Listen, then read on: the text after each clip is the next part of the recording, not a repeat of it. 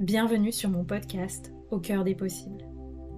Je m'appelle Anaïs et ma vie a changé quand j'ai décidé de changer de regard sur elle et de vivre depuis l'espace du cœur.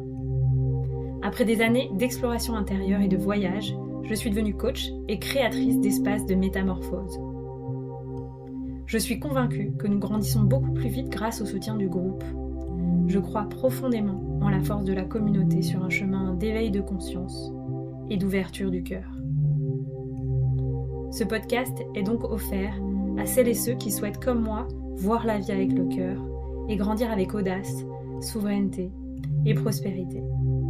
Je te propose de vivre ensemble un changement de paradigme, un changement de regard sur toi-même, un changement de regard sur la vie et un changement de regard sur la période d'ascension planétaire que nous vivons.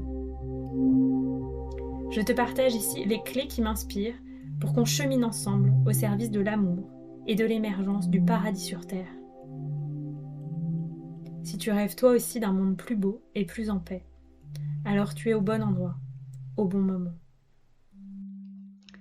Bienvenue dans ce nouvel épisode d'Au cœur des possibles. C'est un épisode exclusif où j'ai eu la chance d'être interviewée. Je suis passée de l'autre côté du micro avec Cécilia Germain, qui est coach pour entrepreneurs comme moi, et que j'ai eu la chance de rencontrer grâce à l'entremise de Jeanne, que vous avez pu découvrir dans l'épisode 42 du podcast en tant que participante de The Shamanic Business Academy. J'ai adoré cette interview avec Cécilia et je le répète à chaque fois que je parle de cet épisode, c'est un épisode qui vaut des milliers d'euros. Donc je vous invite vraiment à l'écouter, éventuellement le réécouter, prendre un carnet, prenez des notes, demandez-vous à la fin de cet épisode quelles sont les 5 choses que vous retenez parce que je pense qu'il y aura beaucoup de choses que vous pourrez garder pour vous. C'est un épisode où on est allé creuser qu'est-ce qui fait la réussite d'un lancement. Et je vous invite à écouter l'épisode jusqu'à la fin parce que je vous y partage à quel point mon premier lancement a été un vrai challenge pour moi et qu'un an après, en ayant mis en place dans ma vie pour moi et dans ma vie d'entrepreneuse une démarche de libération des traumatismes, ma façon de vivre les lancements aujourd'hui est complètement différente de celle d'il y a un an. Donc c'est aussi un podcast qui peut donner de l'espoir à des entrepreneurs qui galèrent avec leur lancement et qui trouvent que c'est des moments difficiles. Sachez que ça peut être une réalité complètement différente, ça peut vraiment être vécu avec joie, plaisir, fluidité, aisance, kiff, vente. Donc voilà, je donne mes tips notamment dans cet épisode. Si vous souhaitez aller plus loin, eh bien il y a deux options. Déjà, me rejoindre dans le groupe Telegram du Cercle des Entrepreneurs Audacieux. C'est un groupe Telegram ouvert, vous pouvez vous présenter, poser vos questions pour ne plus jamais être seul en fait dans votre business. Et puis c'est un espace où je partage mes backstage sous forme de petits audios ou petites questions de coaching pour vous, pour vos activités. Et enfin, si vous souhaitez aller plus loin, mon programme signature The Shamanic Business Academy rouvrira ses portes en février. Vous êtes plusieurs à attendre l'ouverture des portes. Il y aura uniquement quelques places, donc je vous invite vraiment à vous inscrire sur la liste d'intérêt. Comme ça, vous aurez l'info de l'ouverture des portes en exclusivité avec un tarif privilégié en février 2024. D'ici là, de nouvelles choses vont arriver. Stay tuned. Vous pouvez aussi vous inscrire à ma newsletter si vous souhaitez être informé de ce qui va arriver. Et puis, pour toutes les personnes qui nous écoutent, je propose une retraite de Nouvel An dans la Drôme, Remember Who You Are, une retraite qui sera vraiment spirituelle, galactique, en même temps ancrée, avec du Kundalini Yoga, avec du coaching pour la fin d'année et créer votre nouvelle année avec des enseignements exclusifs sur les peuples premiers, les enseignements des peuples premiers et le Human Design en lien avec les changements astrologiques qui vont arriver dans les années prochaines et qui impliquent tous ces mouvements dans notre planète actuellement. J'ai super hâte de vivre cette retraite avec vous et il reste quelques places, donc je mets aussi le lien dans les notes de cet épisode. Je vous souhaite une super belle écoute. Pensez à noter le podcast. Vous êtes de plus en plus à le faire et je sais que des milliers de personnes vont pouvoir découvrir le podcast dans les prochaines semaines grâce à ça. Donc merci beaucoup. Et vous pouvez aussi le partager sur vos réseaux sociaux si vous sentez que cet épisode particulièrement peut aider un de vos amis, peut-être entrepreneur, qui est dégoûté des lancements ou qui en a marre de ces lancements qui galèrent. Et ben ça peut être chouette, ça peut être un vrai message d'espoir pour cette personne. Je m'arrête là, je vous dis à très très bientôt pour un prochain épisode. Encore merci à tous d'être là. Merci aux personnes fidèles qui écoutent ce podcast, aux personnes qui m'envoient des messages après les avoir écoutés. Ça me touche énormément et ça me donne vraiment une forte reconnexion à pourquoi je fais ce podcast et ces interviews, même si je m'éclate quand je le fais. Mais quand je vois et je ressens comment ça résonne pour vous, c'est encore plus précieux pour moi. Donc merci à tous et puis très belle écoute de cet épisode pépite. À bientôt. Aujourd'hui, c'est un nouvel épisode accompagné d'une entrepreneur expert afin qu'on puisse te partager notre point de vue sur un sujet. Aujourd'hui, j'ai choisi de recevoir Anaïs Lebrec du compte Anna at a Life pour qu'on puisse décortiquer ensemble ce qui fait les réussites d'un bon lancement. Bonjour Anaïs, comment ça va ? Bonjour Cécilia, ravie d'être là avec toi et aussi de la qualité que tu mets, de la valeur ajoutée qu'on va apporter dans le podcast parce que on a pris le temps ensemble de se rencontrer, de préparer cet épisode et donc je pense que c'est super rare d'offrir une telle attention à la fois à ses invités et à ses auditeurs, donc je suis trop contente qu'on partage ce qu'on va partager ensemble et de partager ce moment avec toi et la communauté de ton podcast. Merci beaucoup. Est-ce que dans un premier temps, c'est OK pour toi de nous faire un petit tour d'horizon de qui es-tu, de ton parcours et justement que tu puisses nous expliquer, parce que moi je sais pourquoi est-ce que je t'ai choisi, mais que nos auditeurs du jour te découvrent un peu plus. Merci Cécilia. Alors je vais essayer de faire synthétique, c'est toujours un exercice. Donc moi je m'appelle Anaïs, j'ai 36 ans aujourd'hui. Je vis actuellement à Vannes, donc en Bretagne, pas loin de là où j'ai grandi. En fait, j'avais pas du tout prévu de revenir, mais la vie m'a fait revenir sur un peu les terres natales ces derniers mois. Et je vis enfin au bord de la mer, ce que je voulais depuis 15 ans, donc c'est parfait. Je suis coach pour les entrepreneurs du bien-être. Et je les accompagne à travers un programme que j'ai créé, qui est mon programme signature The Shamanic Business Academy, où je mêle mes enseignements de coaching business, de la stratégie business, mais aussi une approche vraiment thérapeutique de libération des traumas, à la vision chamanique du monde. Pourquoi ? Parce que moi, ces dernières années, j'ai observé qu'il y a deux choses qui m'ont permis de faire de passer des grands paliers dans mon business. C'est libérer les traumas que j'avais et réguler mon système nerveux et amener mes pratiques chamaniques pour mon entreprise et demander du soutien en fait au monde invisible pour mon business. Et au-delà du coaching business classique en fait. Et donc c'est mon approche aujourd'hui, j'utilise ces deux visions en fait pour accompagner les entrepreneurs au-delà d'un coaching business classique. Auparavant, donc je suis accompagnante depuis 2019. Je me suis formée d'abord au Kundalini Yoga et au coaching. Et j'ai beaucoup accompagné des personnes en reconversion professionnelle et des entrepreneurs du bien-être en lancement d'activité. Pourquoi ? Parce que moi, avant, j'ai été avocate d'affaires à Paris, à Lyon, un peu à l'étranger. Et la plupart des gens, quand on est avocat aujourd'hui en France, en tout cas, on n'est pas salarié. Et donc, quand je me suis rendu compte que je voulais quitter cette vie, ce job, que ça me plaisait plus, alors que ça m'avait beaucoup plu pendant plusieurs années, je me suis dit, ok, comment je fais ? Parce que du coup, il n'y avait pas de filet de sécurité. Et donc, j'ai beaucoup investi en moi, en thérapie, en coaching, pour réfléchir à quelle serait la meilleure reconversion pour moi, qu'est-ce qui me conviendrait. Au fond de moi, j'avais le rêve notamment de transmettre le yoga et le coaching, mais je n'avais pas encore assez confiance en moi et en ma capacité à devenir une bonne entrepreneur pour le faire. Donc, j'ai eu besoin qu'on m'accompagne pour ça. Et c'est ensuite ce que j'ai beaucoup transmis pour les personnes en reconversion professionnelle qui veulent quitter un job souvent bien payé ou voilà toute une sécurité pour aller vers la vie professionnelle de leur cœur. Donc voilà, c'est cette année en 2023, j'ai vraiment pivoté mes activités, j'ai fermé tous mes accompagnements individuels, j'ai fermé la porte aussi à la reconversion professionnelle, même si c'est un sujet que j'adore, pour me consacrer uniquement aux entrepreneurs du bien-être parce que ça me procure beaucoup plus de joie. Et que je me suis aussi rendu compte que quand j'étais entrepreneuse, quand j'étais avocate, j'accompagnais déjà aussi les entrepreneurs, puisque quand on est avocat en droit des affaires, on accompagne des entreprises, des jeunes entreprises ou des moyennes entreprises. Et j'ai toujours été vraiment amoureuse des aventures entrepreneuriales et c'est ça qui vit vraiment le plus pour moi. Donc voilà, en gros. Merci pour ce tour d'horizon de ta vie, de ton expertise et de qui tu es aujourd'hui. C'est super chouette de pouvoir te découvrir.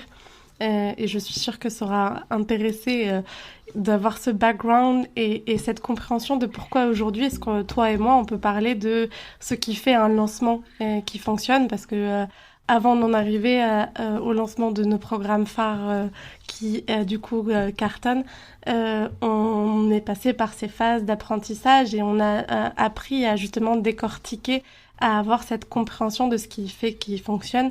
C'est pas juste un point de vue stratégique d'un coach business, mais c'est aussi d'un entrepreneur qui l'a mis en pratique dans la matière. C'est drôle parce que au moment où on enregistre ce podcast, moi je suis encore à quelques semaines de la fin du lancement de Magic Tribe, même si ce podcast paraîtra après. Et toi, juste, tu viens de clôturer le parcours de lancement de la SBA. Donc, je pense qu'il y a plein de petites pépites qui vont apparaître durant ce podcast. J'avais envie de commencer par expliquer un peu pourquoi est née en moi l'idée de parler de ça. Puis tu pourras aussi donner ton pourquoi est-ce que tu as souhaité répondre avec moi à ce podcast. Aujourd'hui, j'aime bien dire, mais un entrepreneur sans client a un hobby, il n'a pas une entreprise. Et c'est chouette d'avoir des hobbies, on adore tous avoir des hobbies. Et en même temps, tant qu'on n'a pas ni rentabilité ni impact, il y a un espace à l'intérieur de nous qui ne peut pas être reconnu, qui ne peut pas être vu, accepté, et du coup se sentir dans sa pleine réussite, dans sa pleine expansion.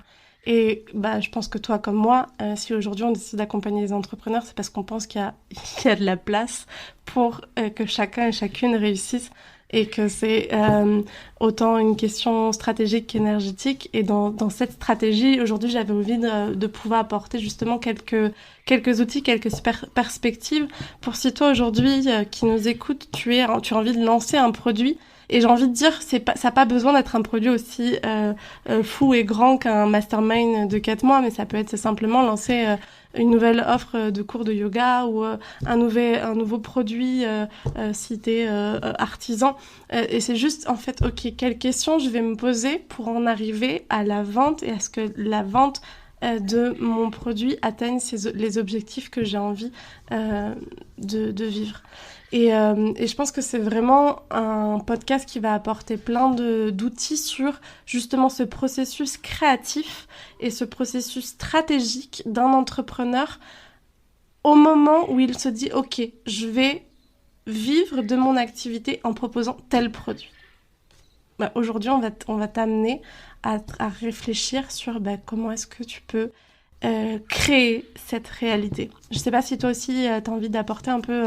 Oui, merci. Alors il y a plusieurs choses qui me sont venues en t'écoutant, mais je suis tout à fait d'accord avec toi sur le hobby. Je vois même, moi, certaines personnes qui sont vraiment... ça se voit, tu vois, qu'ils ont une vocation incroyable, qu'ils ont tellement de connaissances dans ce qu'ils proposent, etc. Mais soit ils ont eu très peu de clients, soit ils sont incapables de recevoir de l'argent en échange des services qu'ils donnent à leurs clients. Il y a aussi les gens qui sont capables de donner que du gratuit. Et ça, c'est un grand sujet, j'appelle ça les saboteurs, des choses à aller nettoyer. Mais dans ce que tu partages, en effet, ce que je vois aussi, c'est que quand on est entrepreneur, quand on démarre une activité, ça peut souvent être lié à un besoin de reconnaissance ou un besoin d'insécurité financière, et du coup, on va tout de suite à fond dans la machine sans prendre le temps de recul de préparation. Et moi, ce que je dis aux gens, quand on lance une activité ou quand on lance un produit, il y a besoin de prendre le temps de créer la rampe de lancement. Sinon, la fusée, elle ne décolle pas. Et donc, c'est super important de prendre ce temps de recul. Et c'est ce que tu dis quand tu dis c'est ce processus créatif. Et beaucoup d'entrepreneurs sont tout le temps la tête dans le guidon dans leur entreprise, mais n'ont pas de temps dans leur agenda pour eux, pour être dans ce processus créatif, de se dire, ok, en fait, qu'est-ce que j'ai envie de vivre dans ce lancement, etc. Et toutes les questions qu'on va proposer tout à l'heure. Donc, ça nécessite de prendre un pas de recul et de créer un petit escalier pour que au moment où vous voulez proposer votre lancement, vous avez monté les marches, vous êtes sur la scène et c'est bon, ça peut démarrer, vous pouvez allumer la lumière et les gens peuvent venir vous rejoindre. Mais on oublie souvent la phase intermédiaire parce qu'on est dans un état aussi de système nerveux souvent qui est très activé, etc. Alors qu'en fait, le plus important, c'est ce que vous allez faire avant. Il y a deux choses qu'on a mis en lumière quand on a fait cette petite réunion avant d'enregistrer.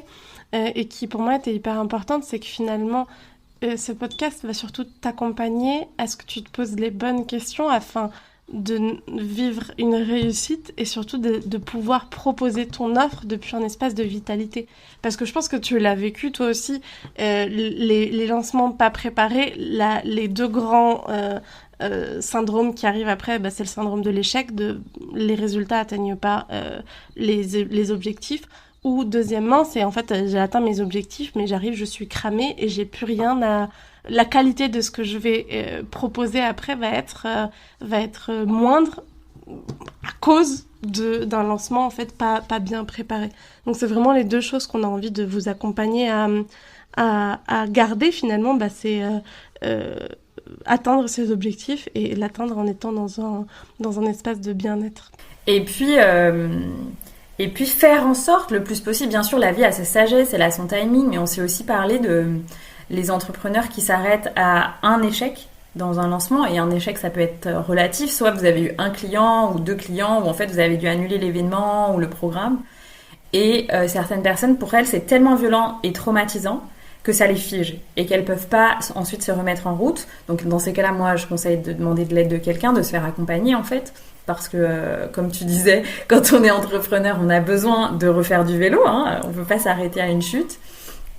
Néanmoins, le but aussi de préparer un lancement et d'avoir conscience de tout ce qui peut jouer dans un lancement, c'est de limiter entre guillemets, le risque d'échec et du coup de traumatisme pour vous. Et en fait, ça me tient beaucoup à cœur aussi de faire cet épisode avec toi, parce que ça fait plusieurs semaines que je me dis « j'ai vraiment envie de partager ce qui s'est passé pour moi dans mon premier lancement, donc il y a un peu plus d'1 an, et comment je vis celui-là ». Et c'est le jour et la nuit, tu vois. Et pourtant, il ne s'est pas passé. C'est-à-dire que j'ai pas embauché 3 personnes pour faire mon travail. Hein. Je suis toujours seule à la tête de mon activité. Et j'ai toujours une personne qui m'aide pour des petites choses en com, mais vraiment que quelques heures par semaine. Par contre, ce qui a beaucoup changé, c'est tout le chemin que j'ai fait en thérapie des traumas. Et du coup, mon niveau de stress, d'anxiété, ma capacité à prendre du recul sur ce qui se passe, mon sommeil, ma vitalité, tout ça, ça a complètement changé. Donc on pourra aussi parler de ça, parce que je vois à quel point c'est possible de vivre un lancement de façon agréable en fait.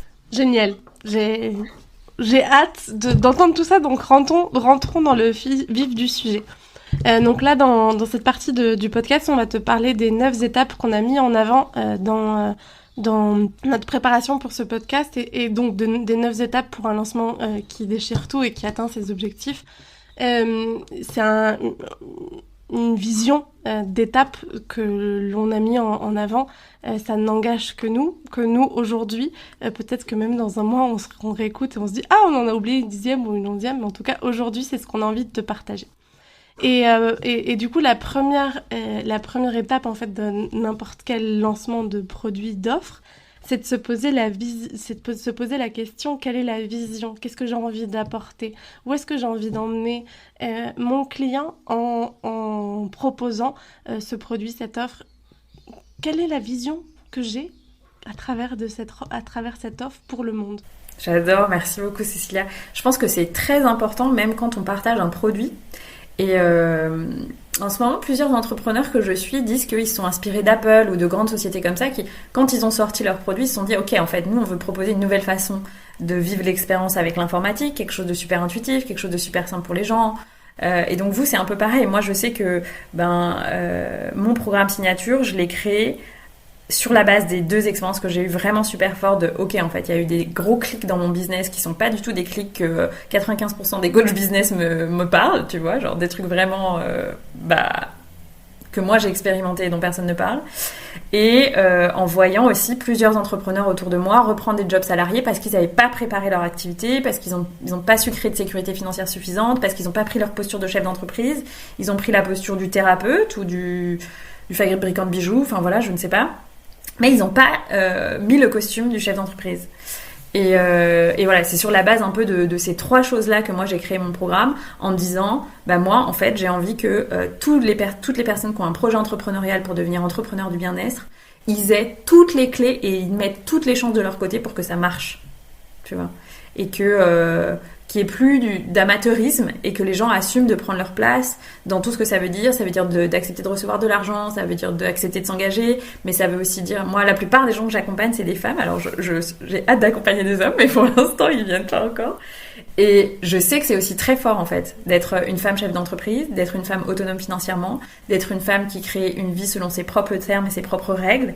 Ça révolutionne beaucoup de choses, ça fait bouger les choses dans les lignées, ça fait bouger des choses dans la descendance. Moi récemment des gens m'ont dit que j'étais un modèle de femme libre, tu vois, pour les enfants dans ma famille, etc. Donc ça me touche beaucoup en fait, tu vois, parce que ça casse les codes. Et c'est difficile en fait d'assumer ça, de prendre cette place. Et donc je veux donner aussi cette audace aux gens qui sont entrepreneurs de bien-être, de dire ok, je prends ma place comme thérapeute, je prends ma place et j'accepte de recevoir de l'argent, je deviens autonome financièrement et je me crée une vie libre de kiff, parce qu'en fait aussi on fait ces métiers-là pour kiffer en fait, parce que on n'a pas l'impression de travailler en accompagnant nos clients.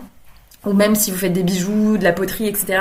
et que vous les vendez, vous n'avez pas l'impression de travailler parce que c'est votre art, c'est votre cœur qui vous amène à faire ça. Et c'est important pour moi que ça marche et que les gens retournent pas à quelque chose qui vibre pas pour eux pour les mauvaises raisons, tu vois. On peut parfois prendre un job salarié parce que peut-être un cycle entrepreneurial s'est terminé, etc. Mais si on n'y retourne que pour la sécurité financière, c'est vraiment dommage parce que en préparant bien sa rampe de lancement, on peut arriver à créer quelque chose de stable pour son entreprise, tu vois. Et surtout, moi, j'aime beaucoup dire que... Et rappeler, et je le sais qu'on le sait, mais je sais que c'est aussi important de le dire, que le monde en a besoin. Qu'en fait, c'est pas juste quelque chose qui est de nous à nous.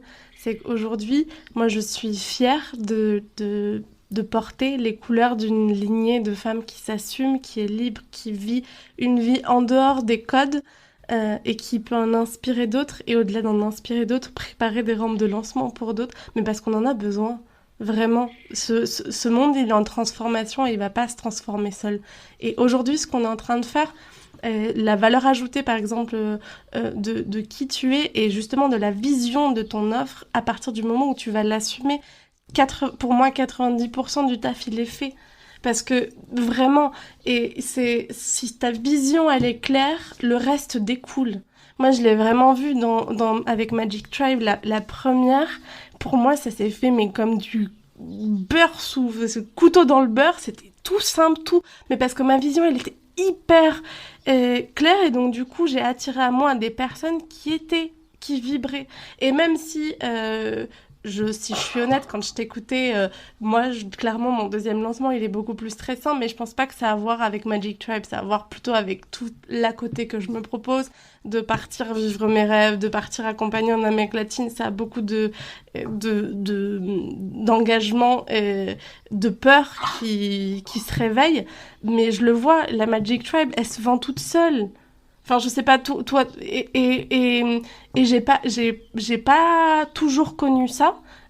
Et souvent, c'était parce que ma vision, elle était pas claire et je l'assumais même pas. J'assumais pas la vision que j'avais envie d'avoir avec mon produit. Et aujourd'hui, j'ai tellement à cœur d'accompagner à ce que des badass business naissent à l'intérieur de nous. Non, je mérite et surtout, je suis exceptionnellement unique et mon unicité, et elle a le droit de rayonner dans le monde, elle mérite d'être vue.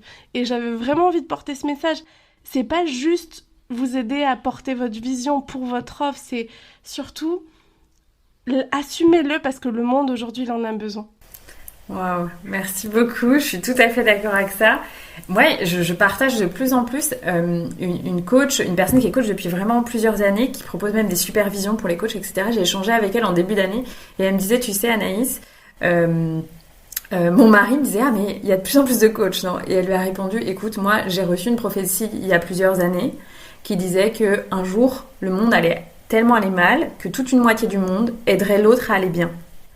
Et je crois qu'on arrive maintenant à ça, tu vois, ce basculement où en fait il y a beaucoup de gens qui ont besoin de soutien, soit pour une reconversion, soit pour leur santé, soit pour leur santé mentale, au-delà de la santé physique. Je pense qu'on est tous là pour s'aider les uns les autres.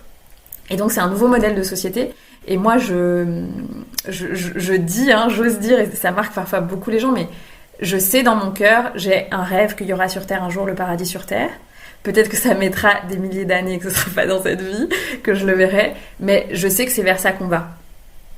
Et c'est quelque chose qui est profondément ancré dans mes cellules. Et donc je sais aussi qu'en puissancer les entrepreneurs, c'est leur permettre de partager leurs talents à un maximum de personnes et leur permettre à un maximum de personnes de recevoir cette aide. Parce que malheureusement, encore aujourd'hui, moi, quand je vais dans ma famille ou quand je parle à des gens qui ont des métiers très très lambda, ou qui en fait sont dans leur expertise, tu vois, genre des experts comptables, des banquiers, ils comprennent rien à ce que je fais, tu vois, et ils comprennent rien à ce qu'on propose parce que il y a un sujet de pédagogie, il y a un sujet de parler et de faire découvrir ces nouvelles façons de soigner l'humain, de soigner l'âme, tu vois, qui n'existaient pas encore, tu vois, ou qui existaient il y a très longtemps et qui ont disparu. Donc il il y a le fait d'assumer de prendre sa place et d'assumer de porter sa voix pour que le monde entier sache que ce que vous proposez existe et est disponible pour eux ou pour leurs proches. Et on a tous besoin, à la fois les uns de prendre notre place et les autres de savoir qu'on existe. Après avoir assumé notre vision pour notre offre, pour ce produit, pour cet accompagnement qu'on est en train de sortir, la deuxième étape qu'on a mis en avant, c'est le check de la qualité. Tu avais proposé une question que j'ai après amplifiée après, mais qui était: est-ce que finalement j'incarne ce que je propose? Et ça, je trouve que c'est très juste quand on est accompagnant, mais même quand on a un produit, une poterie ou un bijou ou une chaussure, c'est en fait, quelle est la qualité de ce que je propose? Est-ce que j'en suis déjà là, moi? Et est-ce que c'est OK de me dire plutôt, bah non, en fait, j'en suis un pas en avant, donc je vais juste réadapter ma vision et mon offre à où est-ce que j'en suis aujourd'hui. Et je pense que c'était quelque chose que tu m'avais partagé et que je vais te laisser dire, mais finalement, c'est aussi une des grandes raisons des échecs de lancement. C'est parce que justement, on n'est pas déjà en train d'incarner cette réalité. Oui, je crois que c'est vraiment important de se dire, en fait, parce que les gens, ils vont venir vers vous parce que vous incarnez dans votre message votre produit, votre service. Et notamment pour toutes les personnes qui sont, je pense, accompagnantes dans le bien-être, il y a quand même un vrai aspect de marque personnelle aujourd'hui avec la communication, avec les réseaux sociaux. Et donc, voilà, est-ce que vous allez pouvoir prôner, je sais pas, du slow business, donc un business hyper respectueux du rythme de vie, de la famille, etc. Si en fait dans vos partages vous parlez jamais de ça et les gens ont l'impression que vous travaillez 20 heures sur 24, tu vois. Donc posez-vous la question de ça, et puis sinon c'est peut-être une invitation à réajuster sa propre vie pour soi, tu vois, réajuster son business en interne ou réajuster son message, réajuster son produit. Mais je pense que ça s'applique aussi pour des personnes qui vendent des produits, c'est-à-dire que pour vous, si ce qui est super important c'est quelque chose de personnalisé, quelque chose de qualité, est-ce que dans votre produit il y a une option de personnalisation ou un suivi personnalisé? Est-ce que vous pouvez parler de la qualité aux gens? Voilà. Ouais, je suis totalement d'accord. C'est vraiment, en fait, revenir sur... il y a un exercice que j'aime faire et que je propose aujourd'hui, mais qui est c'est quoi les 3 valeurs essentielles de ton business, et de t'assurer que ces 3 valeurs-là, tu les portes dans ton quotidien. Et si tu les portes pas, c'est pas très grave, mais ça te montre juste les espaces où, OK, comment est-ce qu'aujourd'hui je peux me proposer au moins une action pour renforcer cette valeur-là, en fait. Et le 3e point qu'on a mis en avant est le point juste basique, qui est, en fait, il va y avoir quoi à l'intérieur de ton offre. Donc c'est le moment où on détaille le prix, combien de personnes, quoi, où, comment, et où en fait on va designer la proposition et le détail de notre offre, de notre produit, de notre accompagnement. Et souvent, c'est un peu... moi, je l'ai vu et je le vois dans les accompagnements que je fais. C'est un peu, je le fais sur la marche, quoi. Enfin, bon, vas-y, j'avance et puis je verrai bien ce que j'en fais. Alors qu'en fait, non, la structure que tu vas proposer, c'est aussi le gage de qualité, le gage de confiance et de sécurité que tu transmets à ton client. Et de vouloir être absolument adaptable à tout prix se fait souvent au détriment de ton propre bien-être, mais même au détriment de ta propre attraction. Et c'est vraiment pour moi une étape à ne pas négliger, voire à revenir régulièrement pour être sûr de checker et d'avoir tous ces points qui sont OK. Ouais, en fait, je pense que c'est un point qui est super important, et c'est presque un point que vous devez maturer dans le temps. Vous pouvez prendre le temps de regarder ce qui se fait ailleurs si ça fait sens pour vous.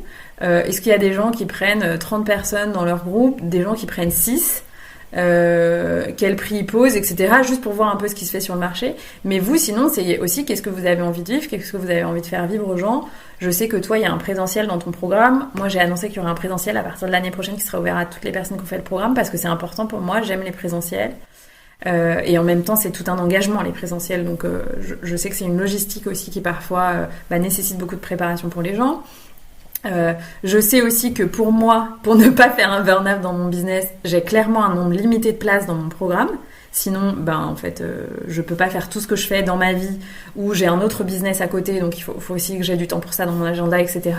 Donc voilà, en fait, être très sincère et vous dire, ok, moi, dans mes journées, est-ce que j'aime avoir 2 rendez-vous clients, 1 rendez-vous client, 3 rendez-vous clients? Est-ce que ça me laisse le temps de me charger de la com, de toutes les autres casquettes du chef d'entreprise, la compta, les finances, je sais pas, les relations clients, tout ça. Donc voilà, il y a des gens qui adorent, qui sont en capacité d'accompagner 5 ou 6 personnes par jour. Moi, par exemple, je sais que ce n'est pas du tout mon cas. Que j'ai besoin d'avoir plusieurs heures par jour pour moi, autant que possible, en tout cas, sauf certaines exceptions de jours. J'ai besoin d'avoir du temps créatif. J'ai besoin d'avoir du temps de recul, donc voilà. Donc je suis ok avec le fait que, en fait, j'ai pas besoin d'aller très vite. Et le plus important, c'est de respecter mon écologie personnelle. Je suis pas là pour faire un braquage de banque et prendre 50 personnes en une fois, sauf à recruter. Hein. Je dis pas que ça arrivera pas un jour, mais c'est du coup une structure d'entreprise qui a rien à voir, tu vois. Donc voilà, demandez-vous ce qui est juste pour vous. Et du coup, ce qui me vient, c'est peut-être si vous avez envie d'accompagner plus personnes, vous pouvez aussi co-créer avec quelqu'un, faire un truc à 2, voilà, pour vous aider. Mais designer l'offre de telle sorte à ce que vous puissiez vivre la vie que vous voulez vivre, ça me semble vraiment super, super important. Et parfois, les gens oublient ça. Et je pense que moi, c'est quelque chose que j'accompagne énormément. Alors, j'ai mon propre monde à moi. J'accompagne sous les 5 éléments. Et dans l'élémentaire, c'est énormément ça. C'est la structure qu'on a envie de s'offrir de soi à soi. Et là, on a parlé du détail d'une offre, mais en fait, dans le détail d'une offre, il y a à prendre en compte toute sa pyramide d'offres. Et dans la création d'une pyramide d'offres, il y a tout ce que tu es en train d'expliquer. C'est-à-dire, autant quelle est l'expérience client que j'ai envie d'apporter, c'est-à-dire que j'imagine que la SBA, pour toi, c'est une expérience client à un certain moment de ta pyramide d'offres, que peut-être qu'avant, on peut vivre autre chose avec toi, qu'après, on peut vivre autre chose. Et c'est en fait comme ça que ça fonctionne, et c'est comme ça qu'on est rentable, parce qu'on sait où mettre notre énergie en fonction de quelle est l'importance de l'offre qu'on est en train de lancer vis-à-vis de notre rentabilité globale, vis-à-vis de notre gestion globale de notre temps, de notre énergie. Et il y a plein de choses à se poser, et peut-être que si tu nous écoutes, là, je t'ai complètement déprimée, parce que souvent, quand je parle de ça, c'est le moment où je commence à déprimer mes clientes. Mais en fait, c'est juste... Moi, ce que j'aime bien aussi dire, c'est que c'est souvent chouette d'avoir au moins 5 pas en avant. Et ça veut pas dire que parce que tu as une vision globale de où est-ce que tu dois ou as envie d'aller, que tu dois en être déjà là. Par contre, si tu fais la sourde oreille dès le début de « en fait, non, j'y regarde même pas », en fait, ça arrivera jamais. Alors que si t'es dans ta clarté, que là, peut-être, ton focus, c'est juste d'accoucher d'un nouveau accompagnement de yoga et de quel jour, tout ça, mais que tu sais qu'à long terme, c'est d'aller voir « ok, mais il fait partie de quoi ? C'est quoi dans mon écosystème ? C'est quoi comme proposition ? On s'en est où ? Et à quel point c'est de ça que je vis, à quel point ça répond à toute ma structure de besoins, d'envie et d'énergie. C'est ok, ça a le droit d'être une étape, mais c'est aussi comprendre que c'est une étape parmi une étape bien plus grande d'une structure globale de ton business. Yes, merci beaucoup. Je suis tout à fait d'accord avec ça. C'est important de l'intégrer dans un écosystème, dans le modèle d'affaires de la personne, en fait. À quel endroit, à quelle étape du parcours client ça s'insère, etc. Et je te remercie de partager ça. Je pense que c'est pas par hasard, non, je sais pas qui est toujours eu, mais je vois encore beaucoup de gens qui n'ont aucune conscience de ça, tu vois, et qui juste ils me disent je sors mon offre mais ça marche pas, mais en fait est-ce que c'est cohérent, est-ce que t'as amené les gens pour arriver jusqu'à cette étape?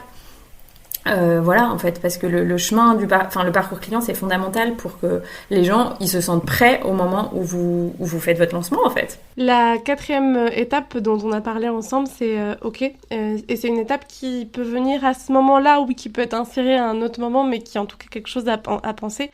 C'est-à-dire que on a détaillé notre offre, par exemple, un nouveau cours de Hatha Yoga. Donc ça va être 6 personnes 2 fois par semaine, un cours le matin, un cours le soir. Et du coup, dans la 4e étape, c'est de se poser la question, ok, de quoi je vais avoir besoin ? Je vais avoir peut-être besoin d'une salle, de 6 tapis de yoga au cas où, d'une réservation Calendly pour que les gens puissent réserver. En fait, toutes les les besoins, ça veut pas dire, et c'est ce qu'on s'était dit, ça veut pas du tout dire que tu dois le faire à l'instant présent, mais juste avoir cette liste, ok, pour cette offre-là, je vais avoir besoin de tout ça. Exactement. C'est notamment important, je pense, tu vois, moi, dans le programme que j'ai créé, je voulais qu'il y ait une énorme bibliothèque de ressources. Donc, je savais que j'avais toutes les ressources à créer en quelques semaines. À certains moments, j'avais mon deuxième business qui prenait beaucoup de place, donc je savais que j'allais avoir besoin d'aide pour peut-être relire les ressources, les formater, tu vois, etc. Donc du coup ça a impliqué que au juste moment je fasse un peu des recrutements, tu vois, des échanges avec des personnes pour savoir si c'était la bonne personne, etc. Mettre ça en place. Donc pour vous peut-être c'est juste en fait j'ai besoin je sais pas d'enregistrer des audios pour mes élèves de yoga pendant les temps de vacances parce que ça fait partie de ce que j'ai envie de leur offrir ou de ce qu'ils peuvent acheter auprès de moi. Qu'est-ce que vous allez avoir, de quoi vous allez avoir besoin? Est-ce que vous avez besoin d'un logiciel de montage? Est-ce que vous savez monter? Est-ce que vous pouvez demander de l'aide à quelqu'un? Est-ce que quelqu'un peut le faire pour vous? Voilà, c'est ce genre de choses qui, si on attend la veille au soir d'envoyer l'audio au client, c'est trop tard. Ça s'anticipe. Donc voilà, juste savoir et puis avoir les bonnes personnes à contacter au bon moment. Donc la 5e étape, c'est de programmer le lancement de ton offre, de savoir exactement de quoi qu'est-ce que tu vas vouloir faire vivre durant ton offre pour arriver à ce que justement les personnes en arrivent à se dire ok, je vais me l'offrir, que ce soit une super paire de boucles d'oreilles, comment est-ce que tu vas le mettre en avant, ça va faire partie d'une collection, d'un lancement. Est-ce que tu vas faire de la pub sur les réseaux sociaux? Est-ce que tu vas organiser une rencontre gratuite? Est-ce que tu vas proposer, par exemple, si tu es accompagnante, des séances individuelles offertes? Et en fait, penser à tout le contenu de ce parcours, de ce lancement, pour en arriver au moment où la personne achète. Exactement, ça en fait c'est vraiment la stratégie marketing quoi. Est-ce que ça va être en ligne? Est-ce que ça va être en présentiel? Est-ce que ça va être un peu des deux? Parce que c'est tout à fait possible. Est-ce que c'est un atelier que vous allez faire offert ou à un petit prix pour que les gens ensuite aillent plus loin à l'année avec vous? Est-ce que c'est une masterclass offerte? Est-ce que c'est une méditation offerte disponible tout le temps en evergreen pour acheter je sais pas, un e-book qui est disponible tout le temps? Donc voilà, evergreen, ça veut juste dire disponible tout le temps, si c'est un mot que vous avez jamais entendu, mais c'est du marketing anglo-saxon. Donc voilà, qu'est-ce que vous avez envie de créer? Et là, en fait, ce que je trouve qui est extraordinaire dans notre posture de chef d'entreprise, c'est qu'on peut presque avoir l'étendue des possibles totalement disponible pour nous. Donc vous pouvez créer des choses vraiment à votre façon et faire vivre l'expérience client que vous avez envie de faire vivre aux gens. Moi, je sais que ça m'est déjà arrivé de le faire, mais pas dans le cadre d'un lancement. Mais par exemple, si vous faites quelque chose en ligne sur Zoom, on peut faire sur Zoom des chambres de discussion. Donc, vous pouvez mettre les gens, si vous avez envie qu'ils se rencontrent, vous pouvez mettre les gens en breakout room. Et donc, ça nécessite d'avoir testé avant. Est-ce que vous savez le faire? Est-ce que ça marche? Etc.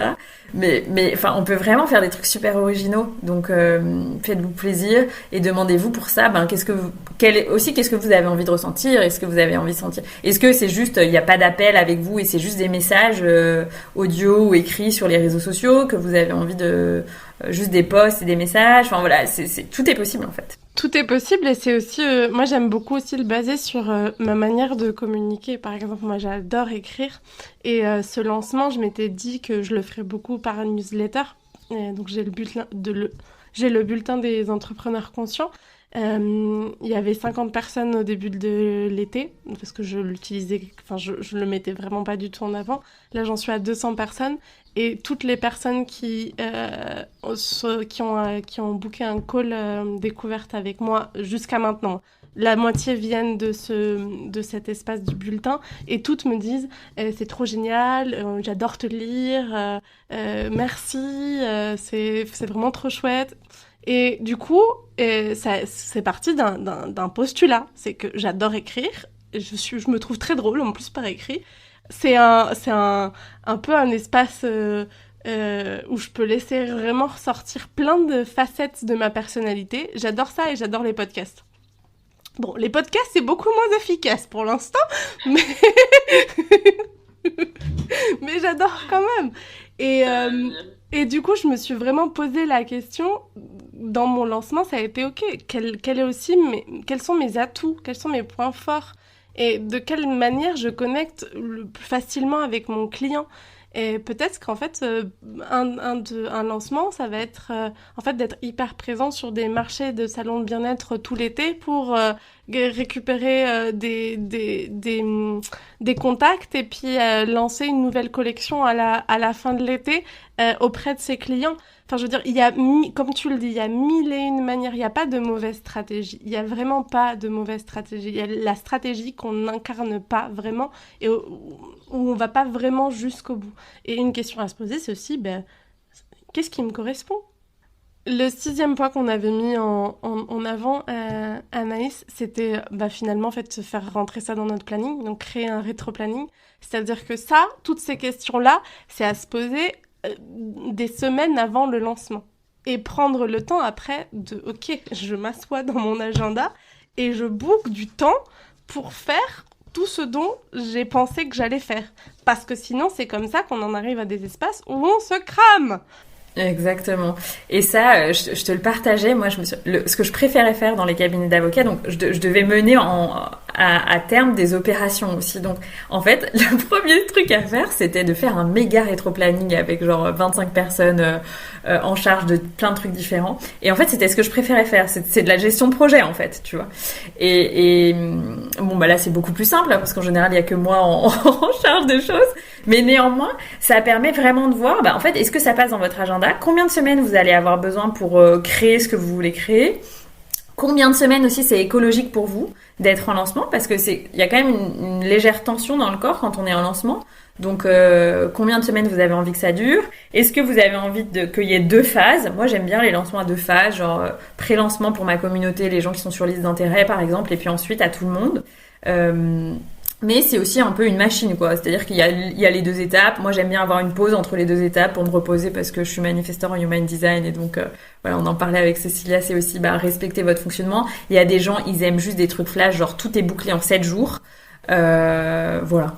Réfléchissez à ce qui fait sens pour vous. Mais le rétro-planning, moi, j'adore le faire parce que, même si ça prend du temps de le faire, de se poser et tout ça, ça montre vraiment de la clarté et je trouve que c'est presque une des seules choses qu'il y a à faire quand on lance un lancement, et ça va vous apporter tellement de clarté, de sécurité et de sérénité, parce qu'il en ressort une sensation de ok, en fait tout est à sa place, chaque petite brique de mon Jenga de mon lancement fonctionne et la fusée est prête, quoi.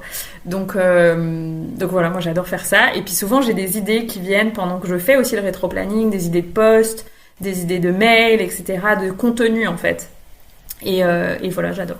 Et comme tu le disais, je pense que même si les 4 autres premiers points t'ont un peu fait chier, tu peux juste faire celle-ci. Parce que, vraiment, genre, si les 5 autres premiers points ne t'ont pas parlé, juste fais celle-ci, parce que de toutes les manières, tu vas devoir travailler sur tous les autres sujets. Mais si t'es plutôt du genre bulldozer et je veux du pratico-pratique, prends ton agenda et fais rentrer ton lancement dans ton agenda. Et ça t'obligera à te poser plein de questions. Puis après, on en arrive à la 7e étape, qui est l'étape, en fait, vis ton lancement. Tout ce que tu as anticipé, tout ce que tu as vu, la manière dont tu avais envie de proposer ce lancement, en fait, tu le vis. Et moi, je suis une coach business un peu bizarre parce que moi, je fais rien si j'ai pas de la joie. Je suis pas du tout celle qui va dire performance, ça doit être du sacrifice parce que des fois tu fais du... Non, j'y crois pas. Je crois pas au mindset de l'espace de sacrifice. Moi, pour moi, on fait des choses depuis le cœur et depuis la joie. Bien sûr que parfois, ça me fait un peu chier la compta, mais comme je dis, quand je sais que je vais faire de la compta, je vais aller me boire un petit smoothie au bord de l'eau et de suite, c'est beaucoup plus agréable. Enfin, toujours est-il que voilà. Et bien sûr qu'il y aura des espaces dans ton lancement qui te feront chier, parce que on reste des êtres humains, mais c'est comment est-ce que tu transformes toute cette mise en action depuis la joie, depuis le cœur, pour que justement ce soit pas léger et que ça t'active pas ton système nerveux durant tout ce temps de lancement. Ouais, je te remercie. Ça, je crois que pour moi, c'est presque le plus important, parce que si on amène la conscience, tu vois, du champ quantique, etc., en fait, c'est quand vous vibrez la vibration qui est juste pour vous. Donc aussi, ça peut être intéressant de se câbler sur son Human Design pour ça, d'observer votre signature énergétique d'après votre Human Design. Mais en tout cas, moi, j'observe, c'est quand je vibre cette liberté d'être qui je suis, d'être en joie, d'être dans le cœur, que c'est magnétique, quoi. À la limite, il y a une vente dans les 10 minutes, tu vois, c'est incroyable. Donc, et ça, pour ça, moi, c'est le moment où je peux vous partager la différence entre mon lancement il y a un an et le lancement maintenant. Il y a un an, en fait, je crois que c'est pareil, il y a 2 types de coach business, et 95% des coachs business vont vous dire « Ah, tu as une idée, lance-la ». Et moi, je trouve que c'est un très très mauvais conseil, mais c'est ma posture, dans le sens où si vous n'avez pas pris le temps de préparer vraiment votre lancement, plusieurs semaines à l'avance, si vous n'avez pas peut-être regardé un peu dans le rétroviseur s'il n'y a pas des parts de vous qui ne se sentent pas du tout à l'aise avec ce lancement, qui ont super peur, qui ont peur de l'échec, qui ont peur de l'humiliation, qui ont peur d'être critiquées, qui ont peur de décevoir leurs clients, etc. Ces parts-là, elles vont venir vous saboter pendant le lancement et ça va être cauchemardesque. Et donc moi, pour mon premier lancement, j'étais coachée par une personne comme ça, en mode « Ah, vas-y, t'as une idée, lance-la ». Et puis, c'est aussi des personnes qui souvent ont des grandes communautés, donc ils se rendent pas du tout compte d'un lancement sur une communauté de taille, entre guillemets, lambda, je sais pas si on peut dire ça, mais voilà, quelque chose, je sais pas, entre 500 et 3000 abonnés. C'est pas une communauté à 20 000 abonnés avec 20 000 personnes sur une liste email, tu vois.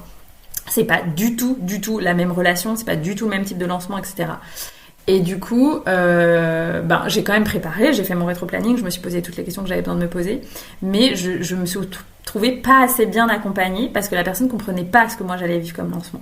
Et puis j'avais mes saboteurs qui étaient super activés, j'avais super peur que ça marche pas, j'avais énormément de stress, sans comprendre en fait, je comprenais pas d'où venait mon stress. Le jour 1 du lancement, mon système nerveux était complètement à l'arrache, quoi. C'était la cata. Et donc, c'est pour ça que moi, j'avais déjà commencé avant, mais j'ai vraiment mis un coup de pied d'accélérateur sur libérer les parts de moi qui m'auto-sabotaient dans mon business, etc. Parce que dans les lancements, elle prenait une place presque sur la scène, ces parts-là, tu vois. Et c'est pas possible. Donc, c'était un lancement que j'ai super mal vécu. Je dormais super mal. Je me réveillais à 4-5 heures du matin. Alors, c'était super. J'avais une personne qui m'accompagnait qui me disait « Mais c'est génial, Anaïs, tu te réveilles à cette heure-là parce que c'est le moment où ton mental est le plus clair, où t'as les meilleures idées. » Et c'est vrai. Je me réveillais à 5 heures du mat et j'étais là « Oh, je pourrais faire ça, je pourrais faire ça. » Mais après, je me rendormais pas. Et moi, je suis quelqu'un qui s'endort tard. Donc clairement, passer un mois et demi de lancement à dormir 3-4 heures par nuit, ce n'était pas du tout possible. Donc aujourd'hui, je dors très bien, je fais mes nuits, j'arrive même à faire la sieste l'après-midi. Enfin, je ne suis plus la même personne en lancement, tu vois. Et je n'associe pas un enjeu très fort au fait que ça fonctionne. C'est-à-dire que déjà, j'ai créé de la sécurité financière avec mon deuxième business pour me dire ça fonctionne, super. Ça fonctionne pas, en fait, ma sécurité financière n'est pas mise en danger, tu vois. Et puis à l'intérieur de moi, l'estime de moi, la confiance en moi, la sécurité intérieure que j'ai créée, elle est suffisante pour me dire pareil, les gens me disent non, ça marche pas, en fait je continue de dormir, je continue de bien manger, je continue d'aller me balader à la plage, tu vois, enfin c'est ok, j'ai du recul et du détachement. Et ça, je me remercie, tu vois, de m'être vraiment engagée à aller loin pour aller voir, en tout cas chez moi, c'est vraiment ce que je vois et chez mes clients, pour aller voir toutes les parts de moi qui se racontent des histoires très très fortes dans un lancement. Genre, est-ce que ça va marcher? Est-ce que les gens vont me dire oui? Est-ce que je vais savoir faire? Est-ce que je sais vendre? Et qu'est-ce qui va se passer? Parce que dans un lancement c'est public. Tout le monde voit que votre lancement marche ou pas, en fait. Donc moi, je crois qu'il y avait beaucoup de choses qui se jouaient avec l'image que les gens allaient avoir de moi, la peur de ressentir de la honte et de l'humiliation si ça marchait pas, s'il allait y avoir personne. Et ça, c'était même pas des pensées que j'avais dans ma tête. Donc, c'était pas des pensées que je pouvais reprogrammer, comme on dit en coaching mindset, quoi. C'était totalement inconscient. C'était sous la boue, tu vois. Donc, je pouvais pas le décrypter, moi. Donc voilà, je vous partage ça parce que faire ce chemin-là de libération des traumas, d'aller guérir les parts de vous qui vous sabotent, ça me paraît fondamental. Il y a des gens pour qui des lancements c'est super facile, hein. J'en ai rencontré, hop, ils sont même pas diplômés, ils sont jamais formés au coaching, ils font un lancement puis ils continuent et puis ils ont jamais ce genre de problème.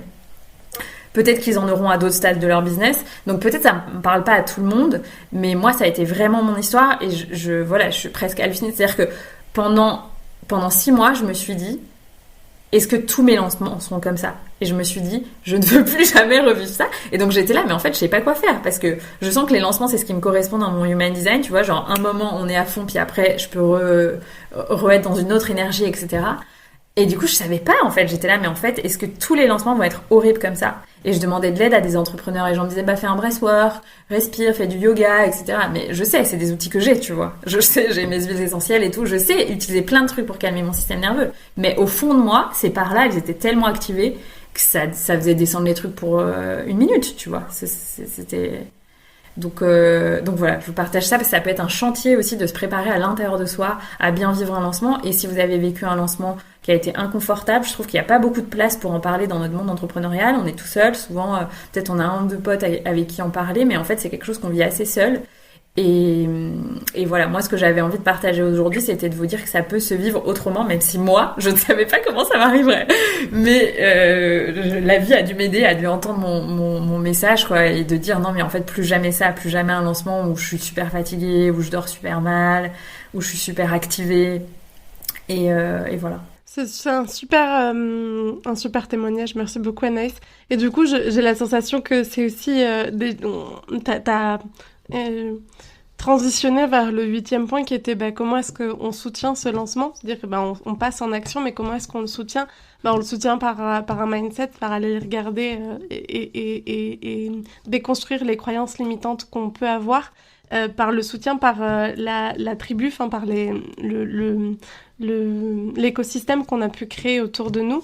Et aussi un soutien par une routine de bien-être, de self-care.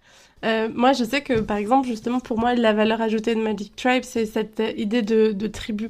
J'ai vraiment envie, justement, avec le temps, je sais que ça prendra encore certainement un petit temps, mais de créer une grosse tribu d'entrepreneurs de cœur qui sont là les uns et les uns pour les autres, et où il peut y avoir un soutien au-delà de moi, de ce qui existe moi. Parce que par exemple, tu m'as dit, je sais qu'il existe dans ta proposition du présentiel, ça n'existait pas du tout de base. C'est en fait les filles de Magic Tribe qui ont décidé de se voir après Magic Tribe et qui m'ont invitée. Et donc c'est pour ça qu'on s'est vus, et de ça, j'en ai, vous inquiétez pas, pris bien note, et j'ai une idée pour 2024, et en 2024, il y aura du présentiel. C'est pas inclus dans la Magic Tribe, mais ce sera... Bon, bref, c'est un autre sujet pour un autre moment. Mais le soutien, et en fait aussi de pouvoir être soutenu par d'autres personnes qui sont pas entrepreneurs, aussi juste d'avoir un espace où on puisse se déposer et avoir... que notre bien-être et notre... alignement personnel ne soit pas mis à mal par justement un moment où bien sûr y a plus de stress, il y a plus d'enjeux, il y a plus d'activités, il y a plus d'actions, il y a plus de plein de choses, mais comment est-ce qu'on ramène le moins pour être dans un état d'être et non un état de faire? Et je trouvais ton témoignage après hyper intéressant. Je veux pas revenir sur ce que t'as dit parce que c'était hyper intéressant. Non, mais c'est vrai que moi, j'invite les gens à se créer une team de supporters, tu vois, 1 ou 2 personnes que tu peux appeler quand vraiment ça va pas, que ce soit dans ton business ou dans ta vie. Et je crois qu'à ce moment-là, c'est vraiment super important d'avoir des gens qui peuvent vous accueillir comme vous êtes et vous soutenir presque inconditionnellement. Donc voilà. Je sais pas, Ouais, voilà, team de supporters en cas d'urgence, c'est important. Et on en arrive à la dernière, au dernier point, au 9e point, où on avait mis en avant l'important, en fait, de célébrer ses résultats. Et moi, j'ai envie de dire célébrer les résultats, quels qu'ils soient. Il y a aussi souvent, quand même, dans le monde entrepreneurial en règle générale, et surtout dans un monde occidental, le perfectionnisme et la petite fille parfaite qui veut absolument atteindre les étoiles, alors qu'en fait, elle en est peut-être qu'au moment d'aller monter sur son échelle et sur le toit. Et c'est génial de monter sur le toit, parce que franchement, c'est hyper chouette. Moi, je le sais que c'était quelque chose que j'ai vécu... que j'ai vécu là pendant le lancement de cette Magic Tribe, parce que de base, je m'étais proposé un groupe à 20 entrepreneurs. Je pense que c'était plutôt mon ego qui en avait très très envie. Et du coup, je m'étais dit, trop chouette, il y avait une dizaine de personnes déjà intéressées dans mon cocon à moi. Et j'étais là, chouette, en fait, les 10 personnes montent. Et puis après, dans le processus de lancement d'un mois, il y a 10 autres personnes et c'est chouette, j'ai mes 20 entrepreneurs. Et en fait, sur les 10 personnes qui avaient manifesté un intérêt que moi, je pensais vrai, sûr, en fait, il y en a que 5 qui ont embarqué. Et du coup, j'étais là, ok, peut-être qu'en fait, là, pour faire monter 15 personnes qui ont jamais travaillé avec moi, et comme ça en froid, bah, ça va être peut-être assez challengeant actuellement avec l'état de ma communauté, Et du coup, je me suis vraiment posé la question de depuis quel espace je m'étais dit 20 entrepreneurs. Mais depuis un espace de la petite fille parfaite qui veut déjà en être là où elle en est pas. Et en fait, parfois, et ça m'empêchera pas de célébrer mes résultats. Il y aura certainement, je pense que je vais finir ce lancement à une douzaine ou une quinzaine d'entrepreneurs. Ça n'aura pas été mon objectif de base, mais moi, j'en suis très fière et je vais quand même célébrer mes résultats. Une part de moi aurait pu se dire, ah non, toi, tu t'étais dit 20 et t'en auras pas 20. Et bien, j'en aurai pas 20, et même si j'en ai pas 12, je vais le célébrer quand même parce que j'ai quand même des entrepreneurs qui ont décidé de se faire confiance, de se lancer avec moi dans une aventure qui est transformationnelle. Et par exemple, si aujourd'hui tu as une collection de bijoux et que t'as que 20% de ta collection de bijoux qui se vend aujourd'hui, ben, sois-en fier quand même. Parce que c'est pas rien. Et souvent, le vide, on a la sensation que c'est un échec, alors que le vide, c'est un apprentissage. J'entends, tu m'apportes une vraie prudence que je n'ai pas, de pas trop de casse-cou, et moi, je suis pas trop traumatisée par les échecs, parce qu'au contraire, j'ai vraiment une vraie capacité de résilience et de rebondir. Donc j'entends que c'est une capacité que j'ai et qu'il y a une vraie prudence à avoir parce qu'il peut se créer des traumas par les échecs, mais j'aimerais aussi juste transmettre ce message qu'on apprend. En fait, un bébé, comment est-ce qu'il se lève ? Il se lève parce qu'il essaye. Et c'est arrêter de voir les moments où on n'obtient pas les résultats qu'on souhaite comme le monde s'arrête, et plutôt le sentir comme ok, qu'est-ce que je peux en apprendre ? C'est juste peut-être que c'était pas le bon objectif, peut-être que c'était pas le bon produit, peut-être que c'était pas le bon moment, peut-être que c'était pas les bons clients, peut-être que c'était pas le bon processus, et c'est ok en fait. Ou peut-être qu'en fait ça avait juste à être ce que c'est et que c'est génial. Célébrons nos résultats et le célébrer de mille et une manières. Tu peux te célébrer en juste t'offrant une journée à la plage toutes les semaines, en t'offrant un verre de vin à chaque client que tu vends. Non mais moi j'adore, je suis la spécialiste de se célébrer. Il faut se célébrer dans la vie, mais tous les jours, tout le temps, pour chaque action, et pas juste parce que tu atteins ce que ton ego te dit que tu dois atteindre. Donc j'avais envie de partager ce message. Ouais, je te remercie, et c'est drôle, moi je pense qu'on peut tous aller beaucoup plus loin dans le célébrer. Cette semaine, j'ai une amie qui m'a dit non mais, où elle disait à son compagnon, non mais Anaïs, elle est vraiment bonne pour la célébration. Et je me suis dit, c'est drôle que les gens aient cette image-là de moi. Alors c'est vrai que je suis quelqu'un qui aime célébrer, et je me suis dit, c'est aussi quelque chose, je pense que j'ai hérité dans mes lignées. Je me souviens d'un de mes grands-pères qui, en fait, c'était son plus grand talent d'être là pour célébrer et tout ça.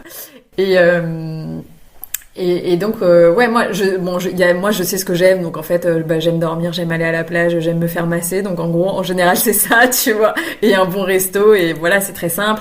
J'aime aussi acheter des fleurs, au moins une pour chaque personne, une rose en fait pour chaque personne qui rejoint le programme, etc. Donc j'ai mes habitudes, puis ça change un peu, voilà, peut-être un jour ce sera un voyage et tout ça, mais ça moi en général je le décorrèle de tout le reste, tu vois. Mais voilà, ouais, en tout cas je pense que c'est super important de se célébrer, peu importe le résultat comme tu dis, et de se célébrer à chaque inscription. Mais voilà, donc ça c'est quelque chose que moi je sais que je me demande ça avant même le début du lancement, tu vois. Je me dis ok, en fait comment je vais célébrer, et pareil c'est un peu comme ce dont j'ai besoin si ça démarre, en fait je me renseigne sur ce que j'ai envie de vivre après le lancement pour me célébrer avant qu'il commence. Donc par exemple, si j'ai envie de vivre un week-end dans un lieu super cool, tu vois, en fait, je regarde un peu les lieux avant le lancement, puis je me dis, ah ouais, non mais trop bien, parce que ça me motive, tu vois, donc voilà. Ouais, bon, après, t'as aussi les grosses casse-cous comme moi qui ont surtout pas attendu de prendre un billet d'avion, mais qui se sont dit, Inch'Allah, et de toutes les manières, Dieu proverra. Dieu proverra.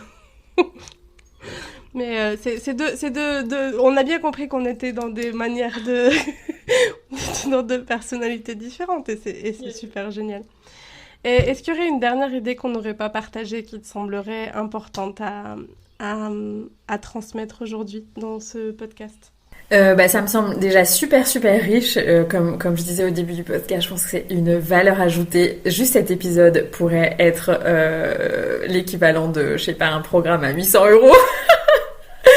Mais ce qui m'est venu après que tu m'aies envoyé voilà le check de qu'est-ce qu'on voulait partager dans l'épisode, c'est une phrase qui me marque beaucoup que j'ai entendue sur les process de lancement, qui sont les process de lancement sont des processus thérapeutiques. Et c'est vrai, dans le sens où moi, c'est aussi mon premier lancement qui m'a permis de montrer les parts de moi qui avaient encore vraiment besoin d'être guéries. Et voyez aussi votre lancement. Et donc, je me souviens avant même le lancement, je m'étais dit, de toute façon, peu importe comment ça se passe, parce qu'il y aura une forme de thérapie dans ce lancement. Ça va me montrer tous mes angles morts, tout ce que j'ai pas voulu voir jusque-là, dans mon business, dans ma vie, dans mon intériorité, etc., dans ma santé et tout. Donc j'honore aussi la beauté en fait du process, et c'est pour ça aussi que moi après chaque lancement je prends un temps de prise de recul quoi, même si c'est pas tout de suite, mais dans les jours, les semaines qui viennent, j'essaye qu'il y ait un temps de vide pour me dire ok, qu'est-ce qui s'est passé vraiment pendant ce lancement, qu'est-ce qui s'est joué pour en retirer un apprentissage vraiment concret et profond, tu vois. Et au-delà de ça, je pense que même le processus de mise au monde de ton offre et de ton produit, c'est pas juste le lancement, mais le moment où tu le partages, ça aussi, c'est un vrai processus d'empuissancement, parce que ça va au-delà du thérapeutique. C'est-à-dire que j'étais prête à soutenir la Magic Tribe telle que je l'avais proposée la dernière fois. Là, déjà, elle a upgradé avec ce que moi, j'ai acquis durant la première Magic Tribe, et je sais que au printemps prochain, j'ai plutôt envie d'aller sur une offre de groupe pour entrepreneurs plus avancés, parce que je sens que je suis déjà en train d'atteindre une nouvelle échelle, une nouvelle étape, et que je sais que ce que je vais apprendre durant cette Magic Tribe, c'est aussi ce qui va me permettre de pouvoir accoucher de ce qui vient après. Et c'est vraiment en fait tous ces processus ces processus entrepreneuriaux, c'est ça qui nous révèle notre vraie force créatrice. C'est ça qui nous révèle vraiment à nous-mêmes et à ce processus d'empuissancement. Et je pense que c'est aussi pour ça qu'il faut pas... que moi j'invite toujours les entrepreneurs à lancer et relancer, à se préparer, oui, mais à pas rester dans leur grotte, parce que en fait c'est de tout ce processus là que tu apprends, où tu vois, comme tu dis, tout est side point, enfin tout ce qui te laisse pas être toi. Et en même temps il y a que l'action qui te permet de sortir ces couches de caca. Parce qu'en fait, il y a une très belle image d'un reel que vous pouvez aller voir. Je sais que Johanna Awakening l'a fait. Il y a un verre d'eau avec de la terre. Et si tu mélanges l'eau, donc ça fait de l'eau très terreuse. Et la personne explique qu'il y a deux possibilités dans la vie, où tu peux décider d'enlever avec une petite cuillère tous les trucs de terre, ou tu peux juste rajouter de l'eau. Et que l'eau, c'est la vie. C'est le mouvement, et qu'en fait, dans les processus thérapeutiques, notamment, c'est l'idée du coaching. C'est-à-dire que pour moi, le coaching et la thérapie vont ensemble, parce que c'est bien d'aller chercher petit bout par petit bout, mais c'est aussi bien des fois de se raconter juste une nouvelle histoire sur qui l'on est.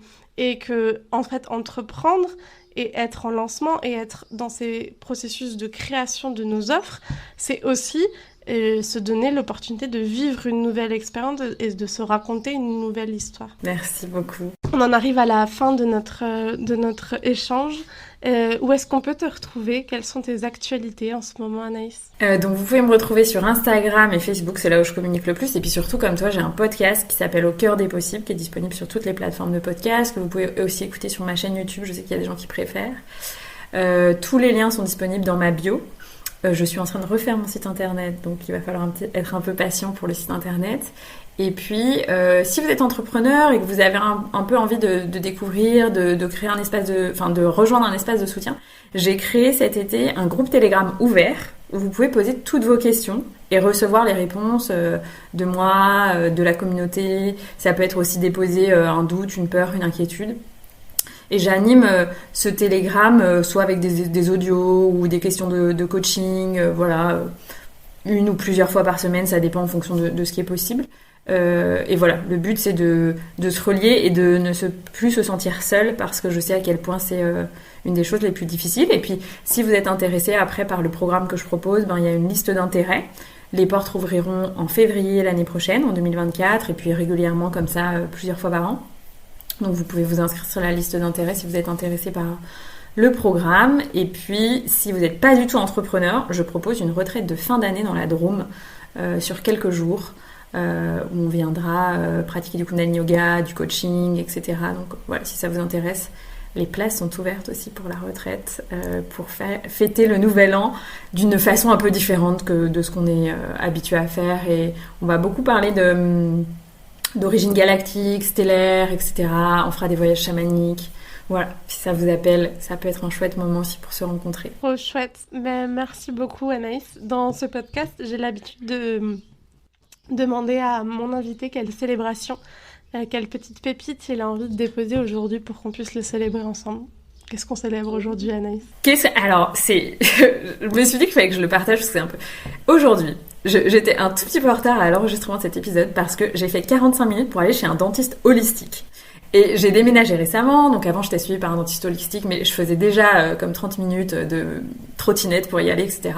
Et là, je me suis dit, mais je suis quand même un peu malade, quoi. Genre, il y a des dentistes à 5 minutes de chez moi et je me tape 45 minutes de route aller et retour Et en fait, c'est super important parce que c'est ma façon de voir le monde de la santé et je pense que c'est la façon que je veux choisir d'être accompagnée. Donc, en fait, je veux choisir d'être accompagnée par les personnes qui partagent mes valeurs, ma vision du monde, ma vision de la santé.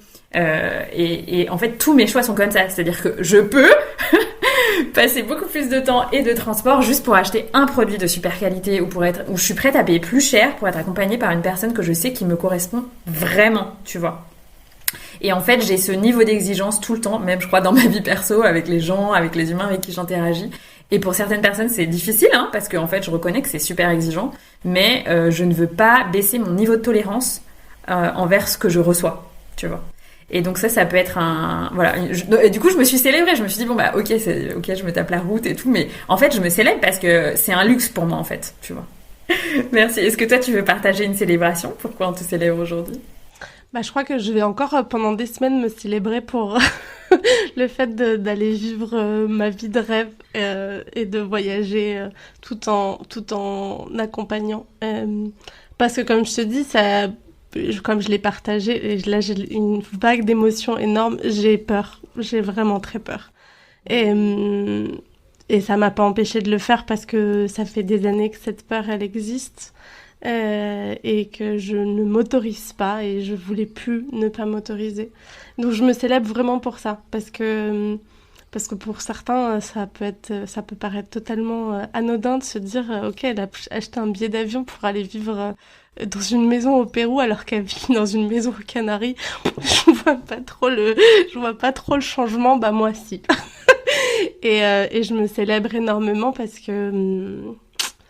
que hier j'ai eu la confirmation que quelqu'un allait prendre soin de ma maison ici aux Canaries.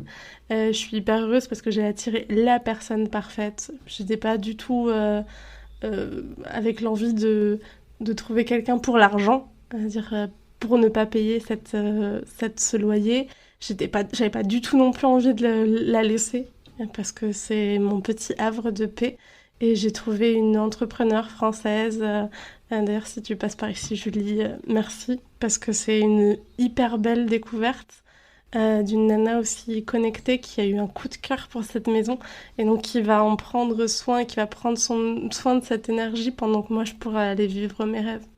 Et ça, c'est le genre de saut quantique dans le vide qu'on provoque. Et que je pense que je vais encore célébrer pour quelques semaines. Yes. Waouh, j'adore. Merci beaucoup. C'est super inspirant. Voilà. Et je pense que je peux aussi célébrer... Non, moi aussi. Je pense que je peux aussi célébrer que j'en suis quasiment à la fin de la première écriture de mon premier roman. Enfin, du premier jet de mon premier roman. Parce que j'ai mis un gros coup de boost ces dernières semaines. Et du coup, c'est vraiment quelque chose que... Ça fait 3 ans que j'y suis. Et donc, j'avais la sensation que j'allais jamais y arriver. Et je crois qu'il doit me manquer 2 petits chapitres à écrire. Donc voilà, je le célèbre. Yes. C'est que le premier jet, mais quand même, hein. Bravo, j'adore. Merci beaucoup. Merci à toi Anaïs et merci à vous qui êtes restés jusqu'à maintenant. Si tu écoutes ce petit message de fin, c'est que certainement ce podcast t'a passionné. Il était un peu plus long que prévu et un peu plus long que ceux d'habitude, mais il est de tellement belle qualité que je pense qu'il en vaut le détour. Merci Anaïs d'avoir partagé ce moment, vraiment. Et merci pour ce que tu diffuses, le message que tu partages et pour cette simplicité aussi dans la co-création. Ça a été hyper léger et hyper agréable. Merci à toi aussi, comme je te dis, de la qualité du cœur, des espaces que tu ouvres. Ravie que tu m'aies contacté, aussi de la personne qui nous a mis en lien.